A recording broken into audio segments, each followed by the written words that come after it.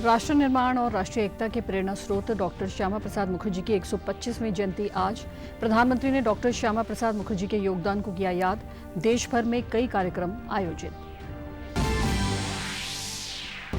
केंद्रीय मंत्री जेपी नड्डा ने अंबाला में आयोजित जयंती समारोह में की शिरकत। मुख्यमंत्री नायब सिंह सैनी ने साइंस सेंटर का नाम डॉक्टर श्यामा प्रसाद मुखर्जी के नाम पर रखे जाने की घोषणा।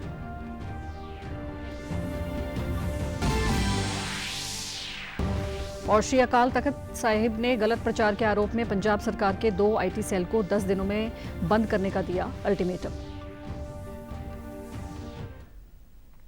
नमस्कार, चंडीगढ़ से आपका स्वागत है। मैं हूं भानुप्रिया।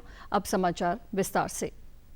प्रधानमंत्री नरेंद्र मोदी ने सोशल मीडिया प्लेटफॉर्म एक्स पर डॉक्टर श्यामा प्रसाद मुखर्जी की 125वीं जयंती पर उन्हें श्रद्धांजलि अर्पित करते हुए कहा कि उनका जीवन विद्वता, साहस और राष्ट्र सेवा के प्रति अटूट समर्पण का प्रतीक था।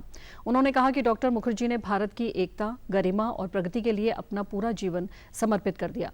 प्रधानमंत्री ने कहा कि उन्होंने डॉक्टर श्यामा प्रसाद मुखर्जी के जीवन पर एक लेख लिखा है, जिसमें कुलपति, केंद्रीय मंत्री, राजनीतिक नेता और विभिन्न क्षेत्रों में उनके योगदान का उल्लेख किया गया है।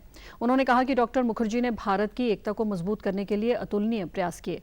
पीएम मोदी ने कहा कि डॉक्टर श्यामा प्रसाद मुखर्जी एक उत्कृष्ट चिंतक और शिक्षाविद थे, जिन्होंने नवाचार और भविष्य उन्मुख शिक्षा का समर्थन किया। गृह मंत्री अमित शाह ने भी डॉक्टर श्यामा प्रसाद मुखर्जी की 125वीं जयंती पर उन्हें श्रद्धांजलि अर्पित की है। सोशल मीडिया पोस्ट में शाह ने कहा कि डॉक्टर मुखर्जी भारतीय जनसंघ के संस्थापक और राष्ट्र की एकता, अखंडता और सांस्कृतिक राष्ट्रवाद के प्रबल समर्थक थे। डॉक्टर मुखर्जी ने राष्ट्र सर्वोपरि के आदर्श को जीवन का मार्गदर्शक सिद्धांत बताया। हरियाणा के मुख्यमंत्री नायब सिंह सैनी ने भी सोशल मीडिया एक्स पर डॉक्टर श्यामा प्रसाद मुखर्जी की जयंती पर उन्हें शत-शत नमन किया है। केंद्रीय स्वास्थ्य एवं परिवार कल्याण मंत्री जेपी नड्डा ने आज अंबाला में आयोजित डॉक्टर श्यामा प्रसाद मुखर्जी जयंती समारोह में शिरकत की। अंबाला पहुंचने पर हरियाणा के मुख्यमंत्री नायब सिंह सैनी ने उनका स्वागत किया। इस अवसर पर केंद्रीय स्वास्थ्य एवं परिवार कल्याण मंत्री जेपी नड्डा ने कहा कि डॉक्टर श्यामा प्रसाद मुखर्जी के जीवन का सबसे बड़ा उद्देश्य भारत की एकता और अखंडता की रक्षा करना था। देश के विभाजन के समय उन्होंने पश्चिम बंगाल को भारत का अभिन्न अंग बनाए रखने में महत्वपूर्ण भूमिका निभाई। कुछ वर्षों बाद इसी उद्देश्य से उन्होंने जम्मू कश्मीर के मुद्दे पर भी संघर्ष किया।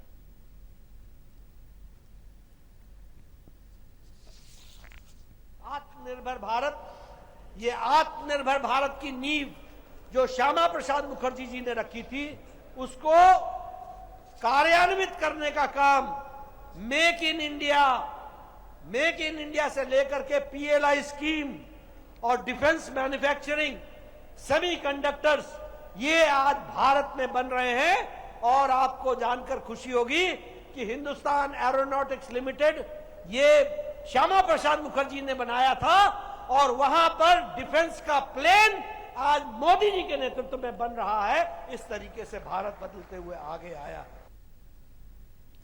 हरियाणा के मुख्यमंत्री नायब सिंह सैनी ने कहा कि ये अवसर राष्ट्र की चेतना, विचार और संवेदना को नमन करने का महापर्व है। इस वीर धरा पर हम ऐसे महापुरुष की जयंती मना रहे हैं, जिन्होंने अपना जीवन देश की अखंडता के लिए बलिदान कर दिया। मुख्यमंत्री ने डॉक्टर श्यामा प्रसाद मुखर्जी जयंती समारोह में घोषणा की कि अंबाला में लगभग 85 करोड़ रुपए की लागत से बनने वाले साइंस सेंटर का नाम डॉक्टर श्यामा प्रसाद मुखर्जी के नाम पर रखा जाएगा तथा शहीदी स्मारक में उनकी भव्य प्रतिमा भी स्थापित की जाएगी।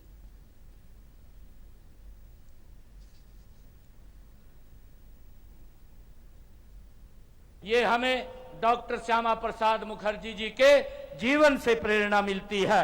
साथियों, हम सब मिलकर के आदरणीय नरेंद्र मोदी जी के नेतृत्व में डॉक्टर मुखर्जी के सपनों का भव्य और दिव्य समर्थ भारत बनाने का हम मिलकर के काम करेंगे। साथियों, उनकी याद में हम अंबाला कैंट में लगभग 5 एकड़ में बन रहे साइंस सेंटर का नामकरण हम डॉक्टर श्यामा प्रसाद मुखर्जी के नाम से करने का मैं घोषणा करता हूं। वहीं पंजाब चंडीगढ़ दफ्तर में पंजाब भाजपा अध्यक्ष केवल सिंह ढिल्लों ने श्यामा प्रसाद मुखर्जी की 125वीं जयंती मनाई। केवल सिंह ढिल्लों ने मुखर्जी की तस्वीर पर पुष्प अर्पित कर श्रद्धांजलि दी। साथ ही मीडिया से बातचीत करते हुए उन्होंने कहा कि श्यामा प्रसाद मुखर्जी आजादी की लड़ाई लड़ते लड़ते शहीद हो गए। उन्होंने सतलुज मूवी को ओटीटी प्लेटफॉर्म से हटाने पर कहा कि इस पर संज्ञान लिया जाएगा। भारतीय जनता पार्टी के फाउंडर डॉक्टर श्यामा प्रसाद मुखर्जी का 125वां जन्म दिन अज डॉक्टर श्यामा प्रसाद मुखर्जी ने एक बहुत बड़ा नारा दिता सी, एक नेशन इको निशाना और इको विधान। और उस टाइम श्रीनगर दे विच आज़ादी तो बाद 370 लगाई गई सी। 370 का विरोध करते करते ही वो बेचारिਆਂ ਦੀ हत्या हो गई सी और वही मोदी साहब ने दोबारा 370 बहाल की है। श्री अकाल तख्त साहिब के कार्यकारी जत्थेदार ज्ञानी कुलदीप सिंह गड़गज ने पंजाब की आम आदमी पार्टी की सरकार को 2 IT सेल 10 दिनों में बंद करने का अल्टीमेटम दिया है। उन्होंने आरोप लगाया कि इन केंद्रों के माध्यम से श्री अकाल तख्त साहिब और धार्मिक सिख संस्थाओं के खिलाफ सोशल मीडिया पर संगठित तरीके से साथ गलत प्रचार किया जा रहा है। ये चेतावनी उन्होंने अमृतसर में शिरोमणि गुरुद्वारा प्रबंधक कमेटी द्वारा करवाई गई पंथक एकत्रता के दौरान दी। इस कार्यक्रम में विभिन्न धार्मिक संस्थाओं और पंथक संगठनों के नुमाइंदों ने भाग लिया। उन्होंने आरोप लगाया कि मोहाली और चंडीगढ़ के IT सेल सिख भाईचारे के खिलाफ झूठा प्रचार कर रहे हैं।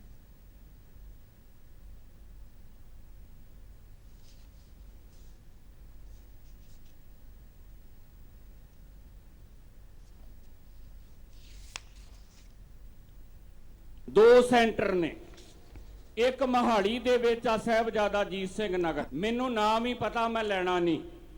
एक चंडीगढ़ आ जिथे दिल्ली दे बंदे बैठे हुए आ और जेड़े रोज ही मान मर्यादा वालियां जेड़ियां संस्थावां ओदे खिलाफ नैरेटिव बिरतांत चलाउंदे आ। मैं सरकार नूं ताड़ना करदा कि जे 10 दिनां दे विच ये जेड़े 2 सेंटरां दे विच तुहाडे पहाड़े दे बंदे बह के साडे तख्तां दे खिलाफ लिख रहे आ, इन्हां नूं 10 दिनां दे विच उत्थों ठाड़ो। हरियाणा के मुख्यमंत्री नायब सिंह सैनी ने कल जालंधर में श्री पीयूष मुनि जी महाराज के 39वें दीक्षा जयंती कार्यक्रम में शामिल हुए। इस अवसर पर मुख्यमंत्री ने आयोजित जनसभा को संबोधित किया। मुख्यमंत्री ने कहा कि ये भूमि बौद्ध परंपरा, नाथ संप्रदाय और आध्यात्मिक चेतना की साक्षी रही है।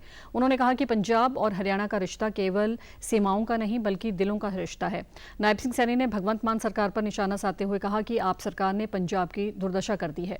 कुछ दिनों की बारिश ने जालंधर शहर में किए आप सरकार के विकास के दावों की पोल खोलकर रख दी है। उन्होंने कहा कि पंजाब को एक बार फिर से रंगला पंजाब बनाना है तो भाजपा की सरकार बनना जरूरी है।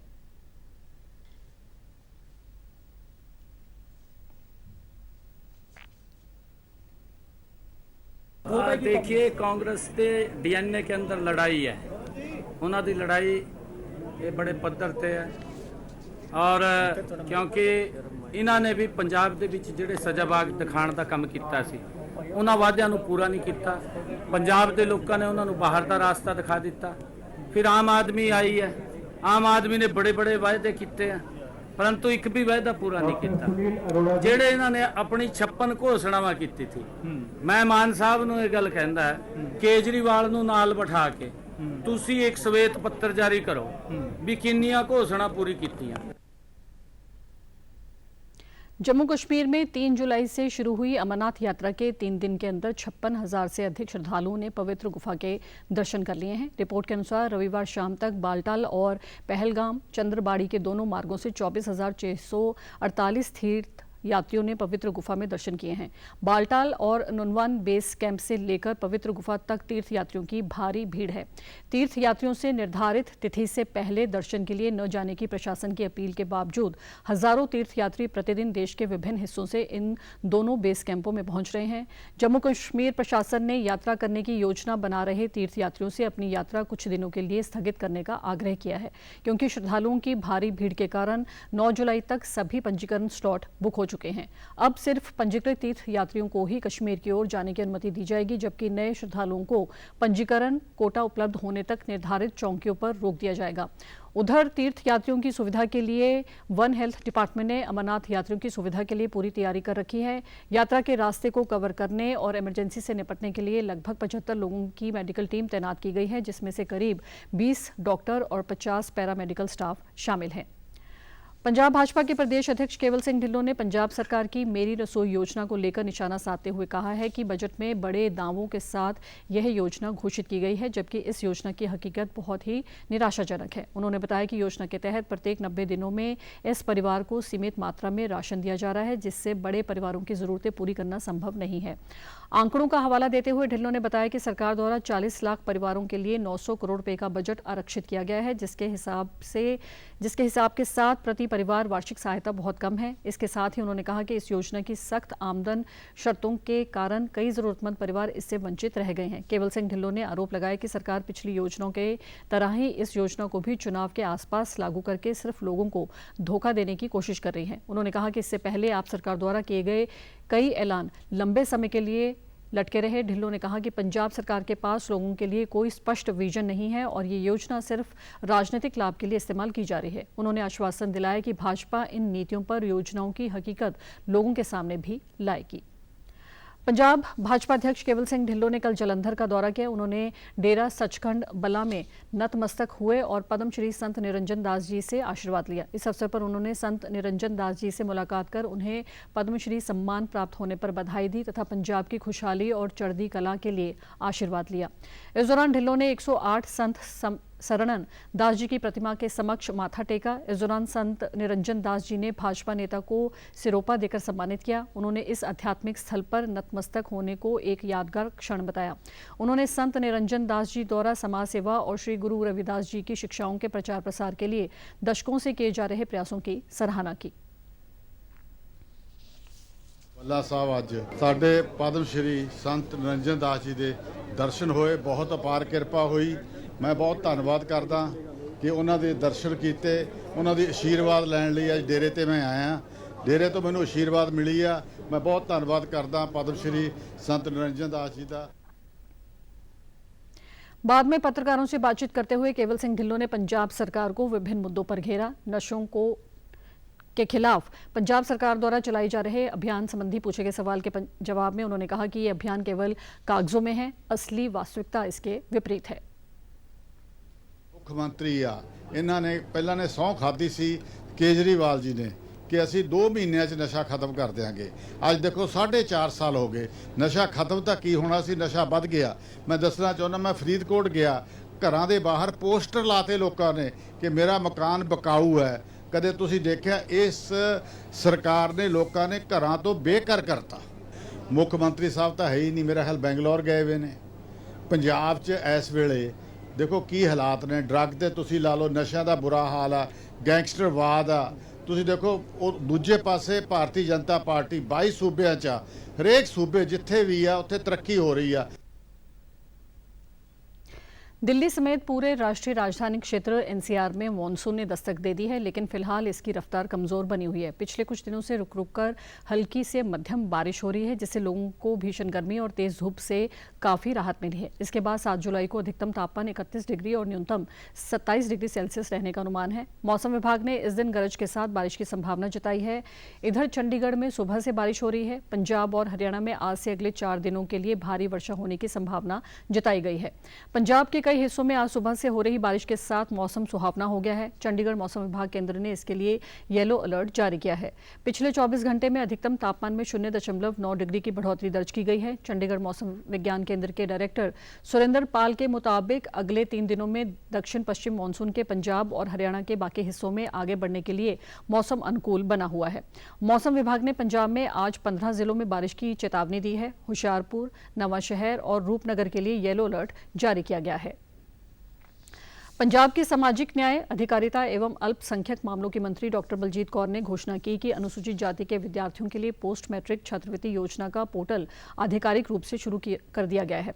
योजना को अधिक पारदर्शी, आधुनिक एवं सुगम बनाने के उद्देश्य से इसे नेशनल स्कॉलरशिप पोर्टल के माध्यम से संचालित किया जा रहा है, जो हाल ही में 1 जुलाई से विद्यार्थियों के लिए सक्रिय हो चुका है। उन्होंने कहा कि आर्थिक अभाव किसी भी प्रतिभाशाली विद्यार्थी के उच्च शिक्षा प्राप्त करने के सपनों में बाधा नहीं बनना चाहिए। उन्होंने राज्य के सभी पात्र अनुसूचित जाति जाति के विद्यार्थियों से अपील की कि वे इस योजना का अधिकतम लाभ उठाएं तथा अंतिम तिथि से पहले अपना आवेदन अवश्य जमा करें ताकि वे उच्च शिक्षा प्राप्त कर अपने उज्जवल भविष्य का निर्माण कर सकें। उन्होंने कहा कि पंजाब सरकार का उद्देश्य केवल विद्यार्थियों को आर्थिक सहायता देना ही नहीं बल्कि उन्हें गुणवत्तापूर्ण उच्च शिक्षा उपलब्ध कराकर राज्य में ही रोजगार के बेहतर अवसर प्रदान करना भी है। छात्रवृत्ति योजनाएं जहां आर्थिक रूप से कमजोर परिवारों का वित्तीय बोझ कम करेगी, वहीं राज्य सरकार योग्यता के आधार पर हजारों युवाओं को रोजगार उपलब्ध करवाकर प्रतिभाओं के पलायन को रोकने की दिशा में भी प्रभावी कार्य कर रही है। और आप हमारे समाचार YouTube channel DD news Chandigarh, Facebook DD news Chandigarh और सोशल मीडिया एक्स व डीडी न्यूज CHD पर भी देख सकते हैं। इसी के साथ चंडीगढ़ से समाचारों का सिलसिला समाप्त होता है। नमस्कार।